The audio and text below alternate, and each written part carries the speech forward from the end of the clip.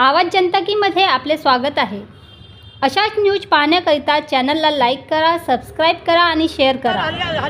विधान भवनावर आपल्या मागण्या घेऊन रिपब्लिकन पार्टी ऑफ इंडिया व विदर्भ आदिवासी विद्यार्थी महिला संघटना व डॉक्टर बाबासाहेब आंबेडकर मानव हक्क संघर्ष कृती समितीने काढले मोर्चे।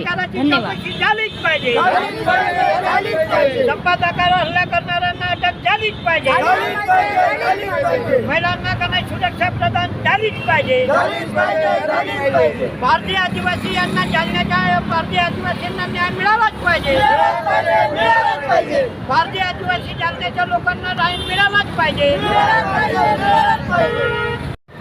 सर, आज आपण विधान भवनात भव्य मोर्चा काढलेला आहे आणि विविध मागण्या तुमच्या आहेत, पत्रकारांच्या असो, आदिवासींच्या असो, मालकी पट्ट्यांच्या असो, आपण काय सांगणार?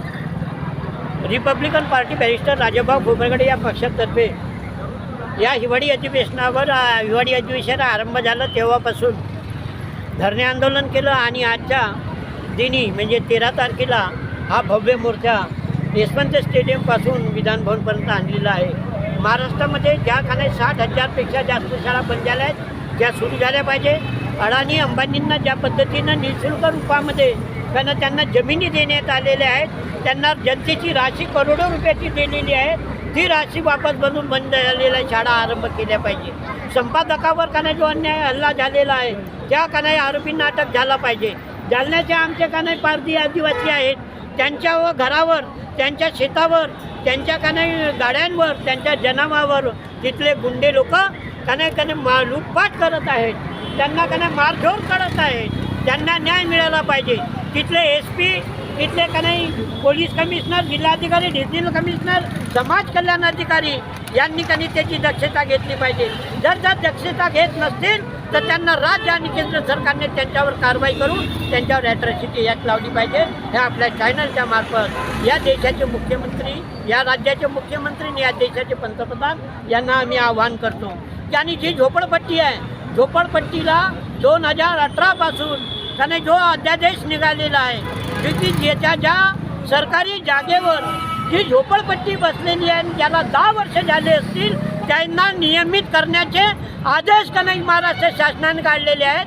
त्या कमिटीमध्ये कलेक्टर, डिव्हिजनल कमिशनर आणि समाज कल्याण अधिकारी आहे आणि त्यांनी आतापर्यंत नागपुरातल्या, महाराष्ट्रातल्या ज्या झोपडपट्ट्या आहेत त्यांचं कुठलंच निरीक्षण करून तो परिवार कोणत्या त्यांना परिस्थितीमध्ये राहतो याची विवेचना त्यांनी केलेली नसून त्यांना कोणत्याच पद्धतीचे त्यांना हे जे दिलेले नाही। म्हणून आप आ जाओ पीछे, ठीक आहे।